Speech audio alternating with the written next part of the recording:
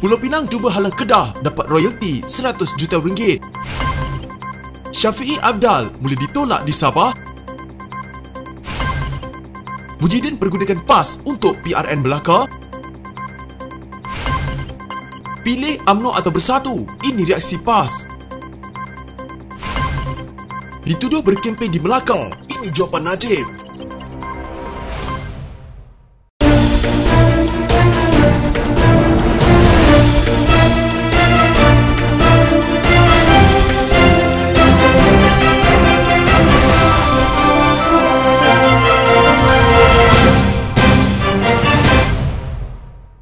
Menteri Besar Kedah Muhammad Sanusi Mak Noor meminta kerajaan Pulau Pinang tidak campur tangan terhadap tuntutan negeri itu bagi mendapatkan royalti pajakan berjumlah 100 juta ringgit setahun daripada Kerajaan Persekutuan. Sanusi berkata, tuntutan tersebut juga bukanlah urusan Ketua Menteri Pulau Pinang, Chow Kon Yeow. Saya tak perlu komen banyak berkenaan kenyataan Kon Yeow. Permohonan Kedah ini bukan urusan beliau. Selama ini bayaran royalti RM10,000 dan sumbangan khas berjumlah RM10 juta setahun kepada Kedah sejak 2018 itu pun Kerajaan Persekutuan yang bayar, katanya menurut laporan utusan Malaysia. Terdahulu media melaporkan Kedah menuntut bayaran RM100 juta setahun daripada Kerajaan Persekutuan sebagai bayaran pajakan tanah di Pulau Pinang. Sanusi menegaskan bayaran RM10 juta oleh Putrajaya bagi pihak Pulau Pinang ketika ini harus dikaji semula. Bayaran berkenaan adalah untuk pajakan tanah di pulau dan seberang perai di negeri itu. Dalam kenyataan balas, Pulau Pinang dilaporkan tidak akan melayan tuntutan Sanusi berhubung bayaran pajakan tanah kepada negeri itu yang dinaikkan kepada RM100 juta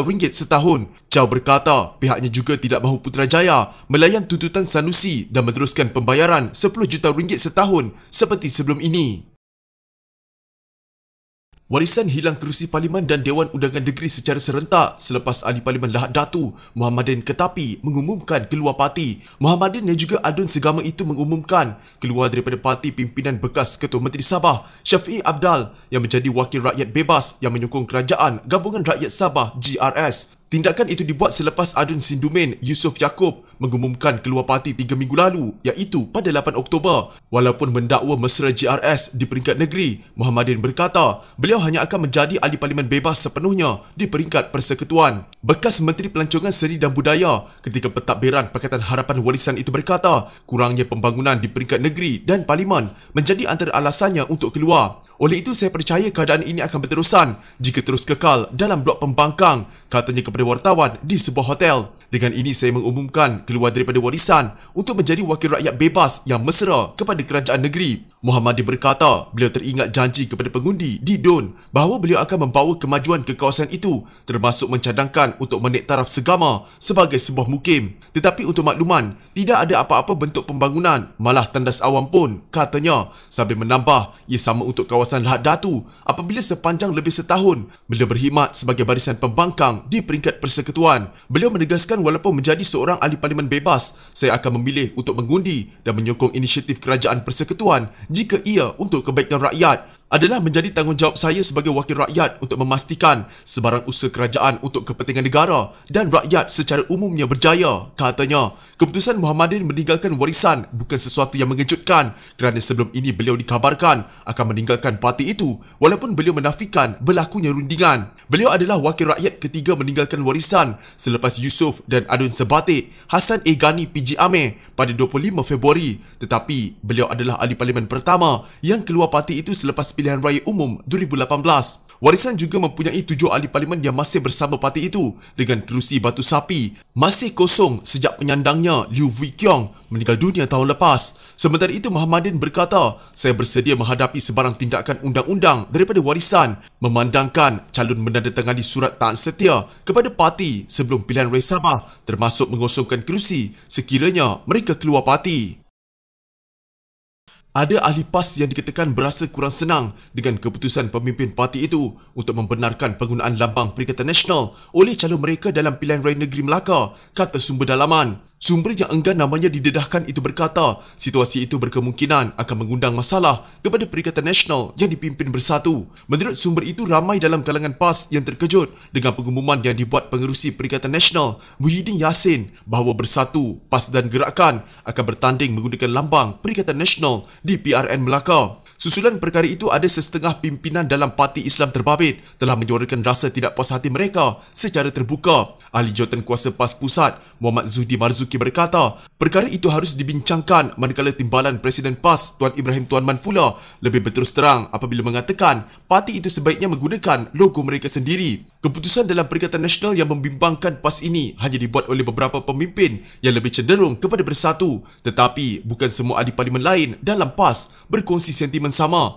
Ramai dalam PAS sedar bahawa mereka lebih kuat sekiranya sehaluan dengan UMNO. Kata sumber itu yang menjelaskan isu logo akan memburukkan situasi. Sumber itu berkata, ia terutamanya apabila jentera dan akar umbi UMNO di Melaka jauh lebih kuat berbanding bersatu. Katanya bersatu berpecah kepada dua kumpulan yang terdiri daripada ahli asalnya dan mereka yang berpaling tadah daripada UMNO dan PKR. Ia juga tidak membantu PAS apabila Perikatan Nasional mendendangkan naratif Melaka sayang Abah, beliau memimpin kerajaan yang gagal dan bagaimana ia boleh membantu kita untuk menarik undi, katanya. Penganalisis sosiopolitik dari Universiti Malaya, Awang Azman Pawi berkata, beliau percaya rasa kurang senang dalam PAS bukan sekadar mengenai penggunaan logo Perikatan Nasional dalam PRN Melaka. Ia hanya sebahagian kecil daripada masalah yang ada dan saya percaya akar umbi PAS masih melihat kerjasama dengan UMNO lebih menguntungkan berbanding bersatu, terutamanya di Melaka. Bersatu tidak kuat di Melaka dan ini akan menjejaskan PAS. Berada dalam blok yang tewas dalam PRN boleh menjadi ukuran kepada sokongan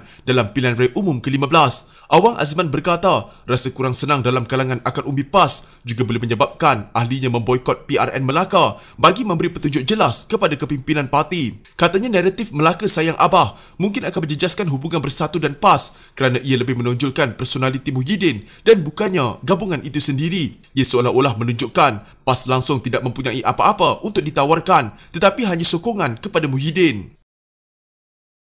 Tidak ada parti yang lebih berpengalaman dalam menjalinkan kerjasama politik di negara ini selain PAS, kata Timbalan Presidennya, Tuan Ibrahim Tuan Man. Katanya sejarah menunjukkan semasa melakukan kerjasama politik, PAS ialah sebuah parti yang sanggup bertolak ansur terhadap hal-hal yang mungkin tidak boleh diterima oleh parti lain untuk dikompromi. Kita punya pengalaman panjang dalam politik negara dan saya tengok tak ada parti yang ada pengalaman muafakat politik sehebat PAS. Kita boleh sanggup kompromi luar biasa yang jarang orang lain sanggup kompromi sedemikian, katanya. Memberikan contoh, semasa merasmikan muktamar di Port Dickson, Negeri Sembilan, hari ini Menteri Alam Sekitar dan Air itu berkata, PAS pernah menyerahkan kerusi Parlimen Kuala Terengganu kepada Presiden Parti Negara, On Jaafar, selepas pengasas UMNO itu meninggalkan parti asalnya. Kata Tuan Ibrahim lagi, PAS juga pernah bekerjasama dengan pemimpin veteran UMNO merangkap ahli Parlimen Gua Musang, Tengku Razali Hamzah apabila ahli politik terbabit meninggalkan UMNO lalu menubuhkan Semangat 46. Bahkan dengan parti-parti lain dah, nak sebut namanya pun geram, katanya. Tuan Ibrahim berkata demikian ketika menyentuh soal cabaran PAS dalam politik negara termasuk hubungan mereka dengan dua parti yang bertentangan ketika ini iaitu UMNO dan Bersatu. Katanya perjuangan PAS melangkaui soal kerusi dalam pilihan raya. PAS kini menjalinkan hubungan kerjasama dengan Bersatu dalam gabungan Perikatan Nasional bersama parti komponen lain dan pada masa sama mengingat piagam rasmi dengan UMNO dalam Mufakat Nasional. Namun, Bersatu dan UMNO mempunyai hubungan yang kesat meskipun bersama-sama dalam kerajaan memerintah kini. Memetik petikan surah Al-Anfal bermaksud, walaupun kamu membelanjakan semua kekayaan yang berada di bumi, nescaya kamu tidak dapat mempersatukan hati mereka. Akan tetapi, Allah telah mempersatukan hati mereka. Yang dipetik Ketua Pemuda PAS, Khairil Nizam Kirudin dalam ucapannya sebelum itu. Tuan Ibrahim menegaskan bahawa penyatuan bukanlah menggambarkan kelemahan. Memberi analogi bagaimana orang tetap boleh bertumbuk meskipun bermain dalam satu perlawanan bola sepak. Kata Tuan Ibrahim, bagi PAS, tidak ada perlawanan persahabatan dalam politik. Dia berkata demikian ketika memetik contoh bagaimana ada pemimpin UMNO pada Mac lalu pernah mengumumkan untuk melawan PAS dalam pilihan raya umum di Terengganu. Saya kata kepada rakan dalam UMNO, kalau kita nak bergabung, kalau kita nak berkawan, biar kawan sepenuhnya. Dia kata, itu kita boleh anggap sebagai perlawanan persahabatan. Saya bagi tahu, tak ada perlawanan persahabatan dalam politik. Kita tegas bahawa mufakat kita jauh lebih besar. Bukan hanya kerangka politik dalam pilihan raya, umat ini perlu disatukan dengan agenda besar, bukan hanya kerusi. Agenda besar kita ialah agenda bagaimana menyelamatkan negara kita dan dunia daripada kemurkaan Allah SWT, katanya lagi.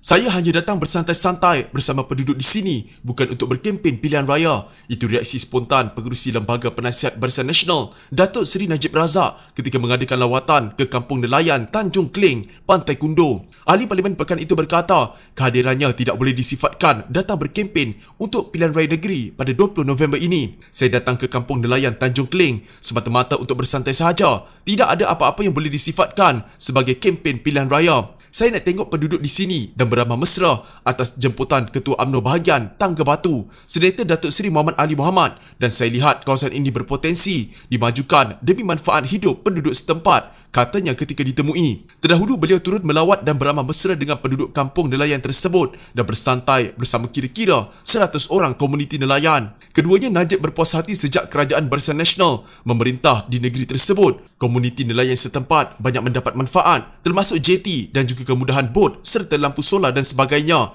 Ini semua menunjukkan bahawa dasar-dasar Kerajaan Barisan Nasional memang mengubah keadaan hidup nelayan di sini, ujarnya. Lagipun katanya, disebabkan cuti hujung minggu, beliau juga mengambil kesempatan mahu berjalan-jalan di Melaka, berjumpa kawan lama sebelum meluangkan masa sejam meninjau kemudahan jeti nelayan. Beliau tiba tepat pukul 12.30 hari di Tanjung Kling sebelum disambut penduduk dengan sorakan "Bosku, hidup bosku". Ditanya mengenai reaksi beliau tentang bajet 2022 yang dibentangkan oleh Menteri Keuangan Datuk Seri Tengku Zafrul Tengku Abdul Aziz, Najib memberikan respons dalam perbahasan di Parlimen pada Isnin ini. Saya akan memberi ucapan utama untuk mewakili Barisan Nasional Isnin ini di Dewan Rakyat. Jadi saya akan mengulas tentang bajet 2022 nanti, tegasnya.